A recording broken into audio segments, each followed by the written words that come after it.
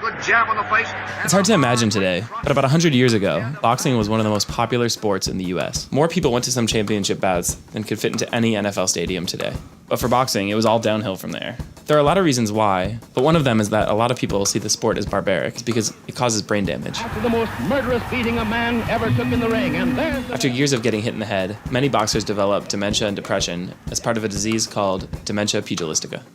Nowadays, dementia pugilistica has a new name, CTE, and it's not just found in boxers, but in increasing numbers of football players, even causing some people to question the future of the NFL. So people have always known that playing tackle football causes injuries. Okay, I'm gonna play football and maybe I'm gonna break my legs.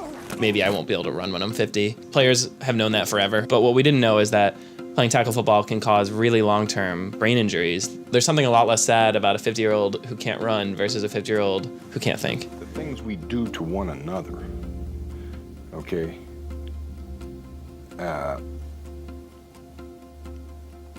Hell, I don't know what I'm saying. I'm just tired and confused right now. That's why I say I can't say it the way I want to say it. Over the past few years, a number of former players have committed suicide after battling depression. Afterwards, they gave their brains to science, and upon examination, they showed telltale signs of CTE. Scientists don't yet have a way of diagnosing CTE for sure besides doing an autopsy. So apart from the 50 deceased former players confirmed to have it, they can only suspect that hundreds more are living with it right now. 9, 7, 8, 4, 3, 2. 9, 7, 8.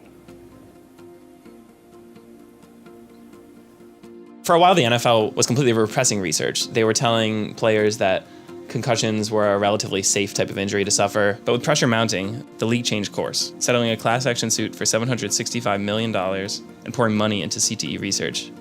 The issue hasn't gone away at all. The NFL's been trying to solve it, and it seems like they're putting genuine efforts into it, but it just might not be possible. In theory, concussed players are no longer allowed to enter games. They've moved the kickoff 5 yards down the field, so a lot more kickoffs become touchbacks, so you don't have the high-speed impacts happen when the kicking team is trying to cover the kick and tackle the player.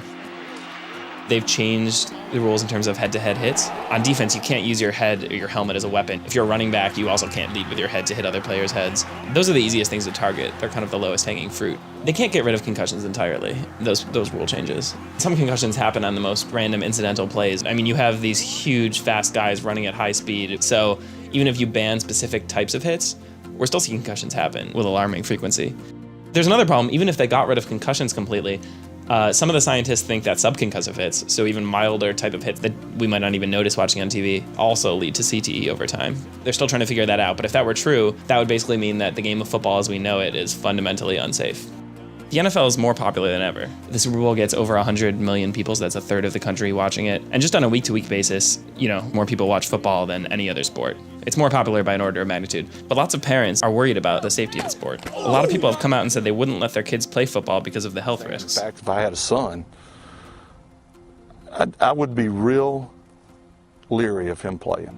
The number of kids under 16 playing tackle football nationwide seems to be declining, and some state lawmakers have even proposed banning it for kids under 14 entirely. It's unlikely that people are going to just turn off the TV because they realize that sport's unethical.